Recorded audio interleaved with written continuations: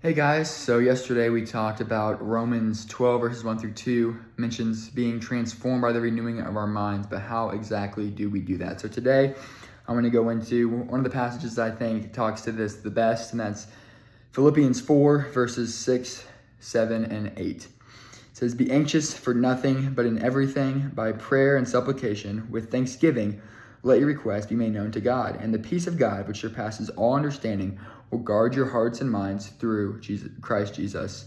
Finally, brethren, whatever things are true, whatever things are noble, whatever things are just, whatever things are pure, whatever things are lovely, whatever things are of good report, if there is any virtue, and if there is anything praiseworthy, meditate on these things."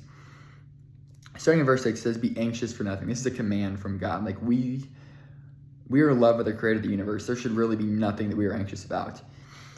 Whenever we are anxious, this is where our mind oftentimes tends to go down wrong paths. I know that for me, whenever I'm anxious about something, whenever I'm stressed out, it's my mind becomes a little more, exhausted from like being worried about things, and so then it makes it much harder to resist some of the thoughts that will come into my mind. So whenever we're anxious, it kind of puts our mind at a weak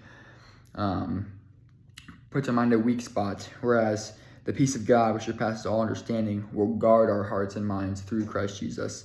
So instead of being anxious, we need to, in everything, not just in some aspects of our life, but in every aspect, by prayer and supplication, with thanksgiving, let our requests be made known to God. We need to make everything in our life be made known to God. Be in prayer like all the time. I know it's much easier said than done, but we should be in prayer kind of like around the clock, 24/7. But we need to do that with thanksgiving, not just kind of complaining and griping, "God, this is just too hard for me. Why did you make me have to do this?" Make sure that we are coming with thanksgiving. Whenever we do that, the peace of God, which surpasses all understanding. I don't think, like, so many of us you hear all the time, like, "Oh, I'm anxious for my future. I'm anxious for this. I'm anxious for that." It's very rare for somebody to be like, "Oh, dude, I feel the peace of God." Like, I don't know if we really understand what the peace of God looks like. And it says, which surpasses all understanding. We don't quite understand like how we get the peace of God, like, because things in life are stressful.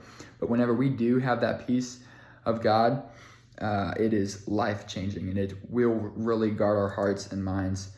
And then finally, brethren, whenever things are true, whatever things are noble, all the good stuff, we need to focus on those things. Kind of what I said yesterday, whenever you got that bad song stuck in your head and you got to replace it with a good song.